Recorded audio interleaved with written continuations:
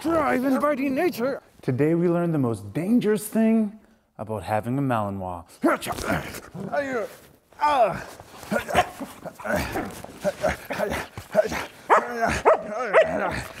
right, enough. You might be thinking it's because of how bitey they are.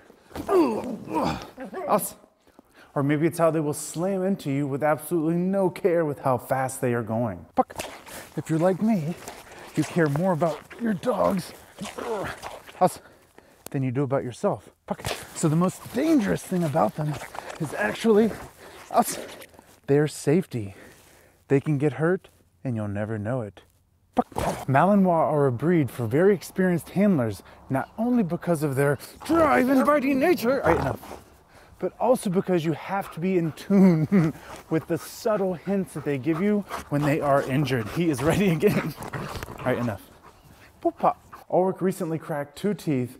I have no idea how or when. I am so careful with what I allow them to chew on. They get no nylon bones, and yet he managed it. I only noticed it because after shooting this video, Ulrich had some blood on his ball. I inspected his mouth to find out where it could have come from. I saw the broken tooth and immediately I felt bad for him because I knew it would be a couple weeks of him not getting to do his favorite thing, not humping me, but getting to bite things.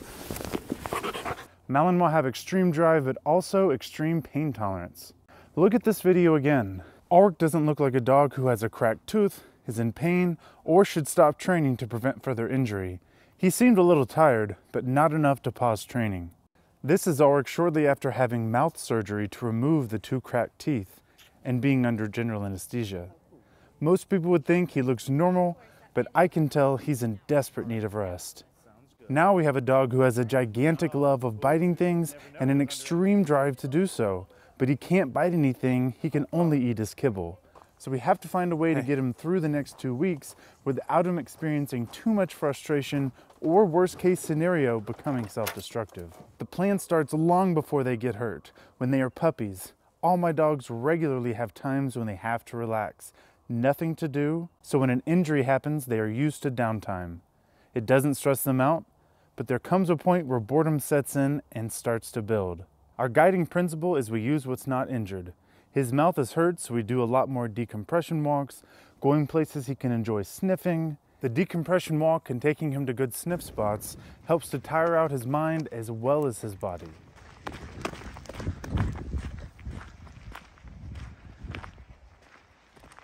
And simply hanging out together and giving him rubs. Magnus recently split his nail, so he couldn't run and I had to restrict his walking with a leash so it wouldn't get too dirty. With him, we focused on mouth activities. Take a slow feeder, their kibble, some wet food and water, freeze it, and you've got a treat that will last well over an hour of licking. When they're done, they're gonna be mentally exhausted. It's great for dogs who have paws that are hurt or other things where they can't physically exert themselves, but have a high desire and high demand for physical activity, like a Malinois. And plenty of snuggles.